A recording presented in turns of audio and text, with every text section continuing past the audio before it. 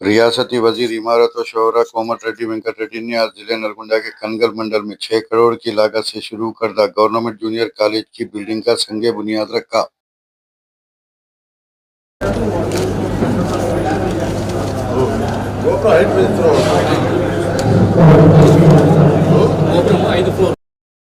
ప్రతి ఊర్లో రోడ్లతో పాటు మీ అందరి స్కూళ్ళు అంగన్వాడీ సెంటర్లు పిల్లలకు ఇబ్బంది లేకుండా ఉండడానికి ఎన్నో కార్యక్రమాలు చేయాలని ఇంకా ఇప్పుడు మొదలైంది।